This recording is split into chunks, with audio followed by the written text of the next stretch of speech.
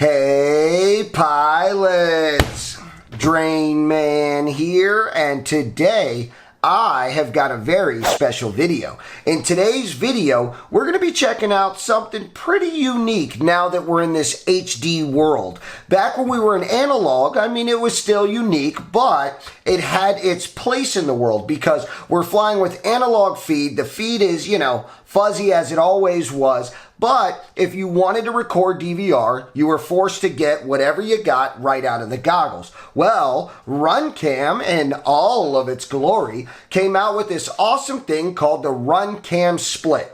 And there was like 4 different series. Runcam Split 2, 3, 4. How about the Runcam Split Mini? I mean, there was loads of them. And it would allow you to record right from your quadcopter awesome footage right onto an SD card. You can wire it to a UART, on-off switch, the whole deal. Well, now that we're in this digital world, if you want to do that, you've got to buy yourself the DJI full-size Air Unit, and still, I think we're having some trouble trying to do that these days. I haven't been too successful with that. I just put it right in the goggles, and it's not the best, okay? But you're getting decent footage, but what if you want better? What if you're running a smaller quad and you need that good footage? Well, better go get yourself a Peanut or Insta360 Go 2 or something along these lines, and then you've got a $400 camera strapped on top of your quad.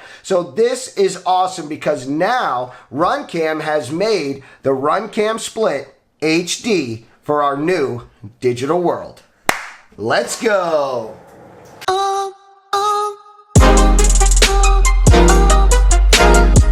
All right, pilots, let's go ahead and dive in and crack this puppy open. So, if we open up the box, you'll see right inside, right on top, in that awesome DJI Air Unit light color. So it's gonna match. It's gonna look almost like a triple-decker sandwich. And if I flip it over, you'll see that it's pretty much just a extension of. You've got your connections, you've got where you put your SD card, and then you've got your cable which runs down to your camera.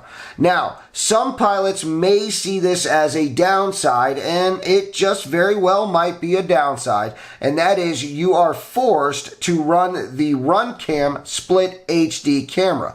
And although it's a very cool looking camera with its awesome little stylish case, some guys are digging the Nebula and some guys are digging the Polar, and you just won't be able to do that with this attachable DVR. So if you consider that a bad thing, definitely a bad thing. If you've already owned a DJI Air Unit Lite and you're disconnecting your existing camera to attach this to it, well, the good news is you get to keep your spare camera. So that part may not be so bad. This guy here is $99.99, so it's $100. And if you're paying $180 to get in the air as it is with a Vista or Air Unit Lite, and now you're adding $100 to that,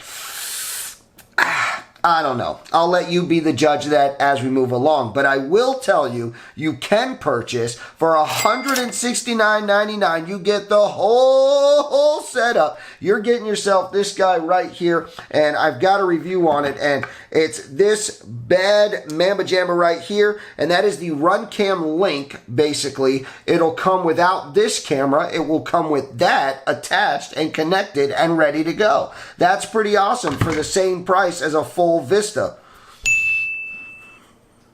Too good to be true? Why not buy it? I'll put a link for you down in the video description to go ahead and cash in on that bad boy. All right, so let's see what else it comes with. If we pull out our foam, we've got our instruction deal right here, and then down in the bottom, there it is.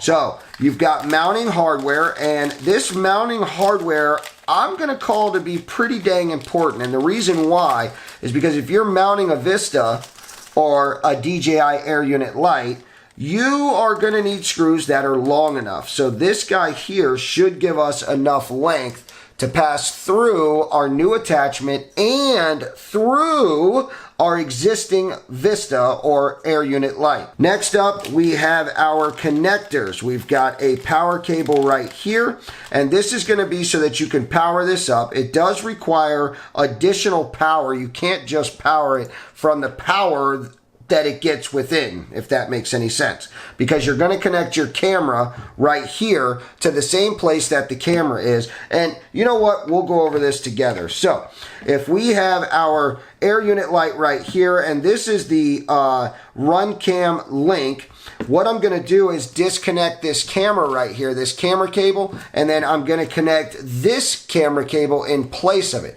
So that, yes, is going to give my camera power, but it's not going to power my DVR. It's just not that much power coming off of there. So what I'm going to need to do is use this plug right here, and I can use this plug right here, and I can put that on the board and pick a nice clean 5-volt place to pull off of to feed power to this. It's expected to pull about 450 milliamps, so be mindful of the regulator you're putting it on. It's one of those things. Just put it on, try it. I don't think you'll have a problem. Nowadays, these flight controllers, they got the juice, all right? So what else do you get in the bag? You got yourself your SD card shield right here, and that's going to go over right there, and basically it'll keep your SD card from flying out, but also you just lift up on it to slide a new one in, slide a new one out, whatever, because after you record your footage onto your card, you'll pull your card out and then put it in the computer, put it wherever you plan on putting it. Do keep in mind there are no restrictions. You can go all the way up to 128 gig, which is pretty decent. You're going to get yourself quite a bit of footage on there, so you don't have to worry about like filling up your card all that fast. You can go out and enjoy a whole day of flying without a problem. To go ahead and actually connect this, what you'll do is flip your Air Unit light over. You're going to need a 1.5 millimeter driver, hex driver. You're going to put it in, and you're going to unlock this little holster which holds in your cable. Once you pop that screw out, you can get in there and just lift up on this, boop, just like that. Okay, once that comes off, now you can pop off your actual camera cable, and like I said earlier, you'll have a spare camera. Save it, use it, sell it on the black market, whatever you want. Now you're going to take your split, your Runcam HD split, and you're going to connect this right here. Let's go ahead and do that together real quick, so that way you know how to do it if you're maybe wanting to know how to do it. So I use a pair of non-conductive ceramic tip tweezers, and it pops right in, but still, please be gentle. Now you're going to put the foam portion down. See the little foam? Face that down. You're going to hook and slide over. Boom. And in we go. Just like that. You're going to grab that original screw that came on your driver, and you're going to just take it and thread it in. All right, so there you go. It is literally that simple. This guy is connected and dang near ready to go. It's got an awesome field of view. We are talking 154 degrees, and it's got a horizontal perspective of 124. Here is your awesome kicker. Your video resolution is 2.7K at 60 frames per second, and you can even run 2.7K at 60 frames per second at 4:3 if you want to change your aspect ratio. And the format that it's going to be coming out is just a regular old MP4, which is good to have. And I'm going to walk you guys through this real quick. So right here on your board, just find any old place. Right here, I've got a 5-volt and a ground right there, ready to go. So I'll just grab this cable, and as easy as soldering any other pad, we'll just boom, and then I'll grab my ground, and boom. Not my nicest work, but it'll do just fine. The next thing we want to do is we want to get our TX and RX soldered up. And this is important because when we go ahead and begin to record, we're going to want to be able to start and stop by using our radio. And you're going to do that inside of KISS or Betaflight. You're just going to set up an auxiliary just like any other aux. Just the same way you arm, same way you do this, all right? So on this board right here, I've got an amazing spot right here, T4 and R4. I think that's perfect. I'll go ahead and put some on T and put some on R, just like that. Boom. Now, what we want to do is keep it uniform. So we've got the female plug on our power on our board. I'll do the same. I'll use the female plug for this, and it will be right here. Also, I'm going to use white on RX, and I'll use green on TX. And I'll tell you right now, that's not important at all. Just remember which one you pick. If you need to write it down, write it down. Whatever works. All right, so there you go. That's really no big deal, right? Or you can come directly off of here, chop off this plug and solder this directly to the board if you want to. That's your call. You can use longer wire too. It doesn't matter. I mean, look at the distance. That's pretty decent. And if I plug it in here, I mean, that's a bit much. We don't really need all this, but it ain't gonna hurt to go ahead and just do it and have it so we can quick disconnect if we want to, I guess. All right, so right here we've got RX and TX. So I'll get a little bead of solder on there. Boom and boom, just like that. Now I need to remember that over here on my board, I put green to TX and I put white to RX. So I'm going to use this and I'm going to connect my green to RX. And the only reason why is because my green is on TX over there. So I want my green to be on RX over here. And that's what I was telling you by doing them opposite. That's all that means. Okay, so we've got both of our plugs on both of our boards, right? Now watch this. As easy as this, I'm going to plug this in. Boom. And I will plug this in. Boom. Okay. Boom. Look at that.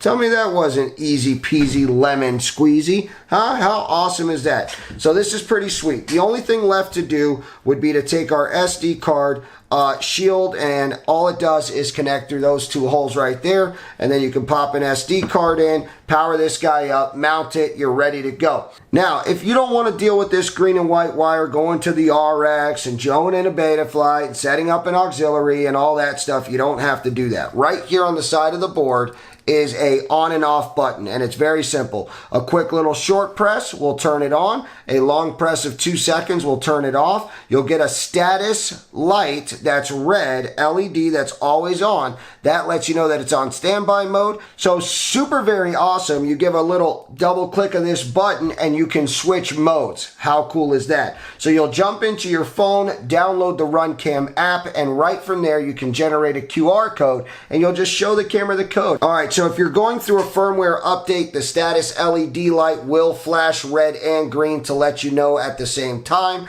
You've got the fast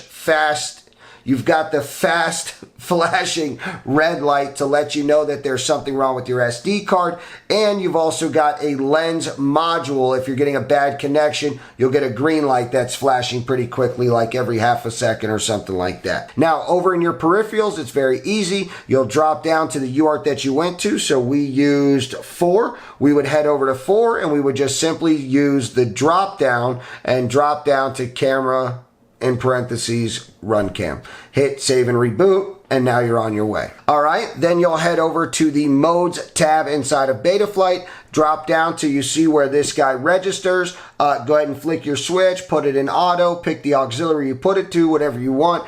All right, pilot, so the last thing I want to touch on is Gyroflow. Yes, you may have been concerned that if I go ahead and buy this, I spend the $100 and I attach it to what I already own, and I'm not using a GoPro, I'm not using an Insta360 Go2, I'm not using something that has built-in hypersmooth or built-in stabilization, that you're going to struggle with all types of jello and things like that. You won't. You do have Gyroflow capability with this. You'll download that program and you use the two in conjunction and you're good to go. Now, ideally, anything that can give you gyro data can do it. I mean, you can, if you've got black box inside of your quadcopter, which a lot of these do, they have either onboard flash or they have an SD card slot extension. If you have that, you can pull that gyro data and you can do it yourself with Gyroflow, which is, I mean, it's an awesome ordeal, but this has it built into it. Huh? Very nice. So they've thought of it all, haven't they? Well, there is one downside, and I do want to go over it because it does matter. I don't want you to just see this and run for the freaking cart, throw it in your cart and spend $100 or get the awesome deal with the Runcam link for $169. I know that's an awesome deal, but I don't want you to do that if you don't have all the facts. So there is one last thing, and that this guy does come with latency. That may be something that gets all of you guys to take that back out of your cart and put it back on the shelf, and that does hurt. But I have not tested it for myself yet. I don't know how it's going to be. I want to know from you guys. I want to hear from you guys. Do you want me to take this and do some testing? You know, maybe different settings, maybe different parameters, maybe different peripherals. Who knows? Different things may allow for us to get lower latency, or maybe 30 milliseconds ain't even all that much. It's kind of a lot. But maybe there is a solution, and we wouldn't know till we try. And I don't want to see you spend $100 on this and then find out that you don't like it. So let me know down in the comments, should we strap this to a quad? Should we play around with our settings and see what we can do? Or do we move on to the next hot ticket item, huh? So let me know, pilots. I hope that you guys learned a little bit about this. I hope that you enjoyed this video, and I will see you on the next one.